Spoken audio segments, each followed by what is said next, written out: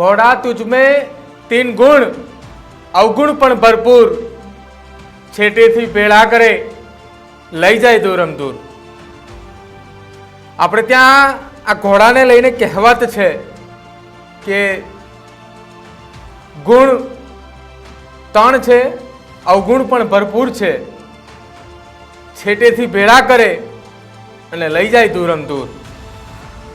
અને આ જ ઘોડાનો ઉપયોગ શંકરસિંહ બાપુ કરવાના છે, કેમ કે આ કહેવતની અંદર જ પણ કહેવાયું છે કે છેટેથી કરે ભેળા અને લઈ જાય દૂરમ દૂર। અને બાપુ આ ઘોડાનો ઉપયોગ કરી દૂર સુધી જવા માંગે છે। નમસ્કાર, આપ જોઈ રહ્યા છો ન્યૂઝરૂમ ને આપની સાથે હું છું પ્રદીપ। ગુજરાતના રાજકારણમાં હાલ ખૂબ જ ગરમી ચાલી રહી છે। વાતાવરણ તો ગુજરાતનું ક્યાંક ઠંડી વાળું જોવા મળી રહ્યું છે, વરસાદની પણ સિઝન છે, તેમ છતાંય ગુજરાતનું રાજકારણ ગરમ છે। શંકરસિંહ બાપુ જ્યારથી રાજકારણની અંદર એક્ટિવ થયા છે ત્યારથી રાજકારણ ગુજરાતનું ગરમાયું છે। અને હવે આ ગરમાયેલા રાજકારણની વચ્ચે શંકરસિંહ બાપુએ એક સાથે 200 અશ્વ મંગાવ્યા છે અને આ 200 અશ્વ એક સાથે અમદાવાદ સ્થિત રાજપૂત ભવનથી નીકળીને મહારાણા પ્રતાપની પ્રતિમા સુધી જશે। ક્ષત્રિય સમાજ દ્વારા અશ્વોને કેમ આટલું મહત્વ આપવામાં આવે છે?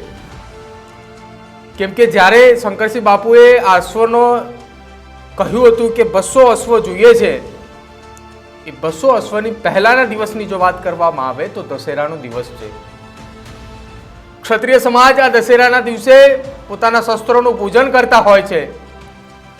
ક્ષત્રિય સમાજ દશેરાના દિવસે અશ્વનું પણ પૂજન કરતા હોય છે અને ક્યાંક આ ક્ષત્રિય સમાજના આગેવાનો પણ અને શંકરસિંહ બાપુ પણ આ અશ્વનું પૂજન કરશે અને ત્યારબાદ અશ્વની સવારી કરીને નવા રાજકીય પક્ષના મંડાણ માણશે। અશ્વને લઈને અનેક એવી વાતો છે, અનેક એવી કહેવતો પણ છે કે ગુજરાતનું કાઠિયાવાડ એ અશ્વો માટે જાણીતું છે અને એટલા માટે જ એ કાઠી દરબારોને નામ પરથી કાઠિયાવાડ થયું અને એ જ કાઠિયાવાડને લઈને કાઠિયાવાડના અશ્વો પણ કહેવાયા। અશ્વોને લઈને પણ એ પણ વાત છે કે જેની પાસે સૌથી વધારે અશ્વો હોય છે તે કામયાબી મેળવવામાં સફળ રહે છે અને આવી જ કામયાબી મેળવવા માટે શંકરસિંહ બાપુએ લગભગ 200 જેટલા અશ્વો એક સાથે મંગાવ્યા છે। એમને પણ એવું છે કે ઇતિહાસ વાંચ્યો હશે ને ઇતિહાસના મંડાણ પરથી તેમણે કહ્યું કે જેટલા જાજા અશ્વ એટલી જીત જલ્દી, અને એ જીત મેળવવા માટે ફરી એકવાર મંગાવો અશ્વ। અને બાપુએ અશ્વ હવે મંગાવ્યા છે। જે દિવસે અશ્વનું પૂજન થશે એ જ દિવસે અશ્વ પર સવાર થશે અને અશ્વ પર સવાર થઈને લાંબુ ખેડાણ પણ કરવાના છે અને એ લાંબુ ખેડાણ કર્યા બાદ જીતની પણ તેમને એટલી જ આશા છે। આપણે ત્યાં એવી અનેક કહેવતો પણ છે ને એવી અનેક વાતો પણ છે કે અશ્વ ને કોઈ પણ ચીજ વસ્તુ નજીક આવે છે તો એને પહેલેથી જ ખ્યાલ આવી જાય છે। એટલા માટે આપણે અશ્વની નાળ પણ આપણા ઘરની બહાર લગાવીએ છીએ કે ઘરની અંદર કોઈ અસ્વચ્છ વસ્તુઓ ના આવે, જેના કારણે આપણું ઘર સુરક્ષિત રહે।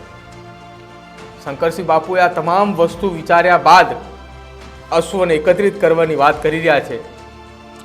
જોકે હવે જોવાનું રહેશે કે શંકરસિંહ બાપુનો આ અશ્વ જે છે તે કેટલો લાંબો ફલાંગ મારે છે।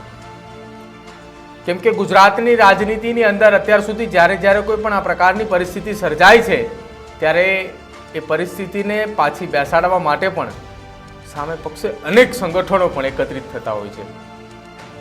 એક તરફ ગુજરાતની અંદર ક્ષત્રિય સમાજ પોતાની એકતા બતાવ્યું, ત્યારબાદ ગુજરાતના સૌરાષ્ટ્રમાં પાટીદાર સમાજ પણ પોતાની એકતા બતાવી રહ્યું છે અને એ જ સૌરાષ્ટ્રના વીરપુર ખાતે રઘુવંશી સમાજ પણ પોતાની એકતા બતાવી રહ્યું છે।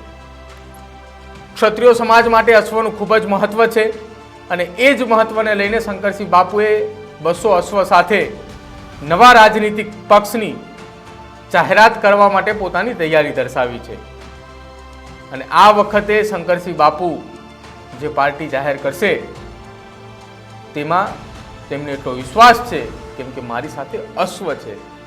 અશ્વ હોવાથી મારો વિજય નિશ્ચિત છે. આ માનીને બાપુ કંઈક જાહેરાત કરશે. તમારું શું માનવું છે શંકરસિંહ બાપુના આ નવી જાહેરાતને લઈને? અને બાપુ જો અશ્વ સાથે કોઈ નવી જાહેરાત કરે છે તો એમાં કેટલી સફળતા મળે છે? જો આપને ખ્યાલ હોય તો અમારા કોમેન્ટ બોક્સની અંદર જરૂર જણાવજો. અમારી ચેનલ ન્યૂઝ રૂમને આપ આજે જ લાઈક કરજો, શેર કરજો અને સબસ્ક્રાઈબ કરજો.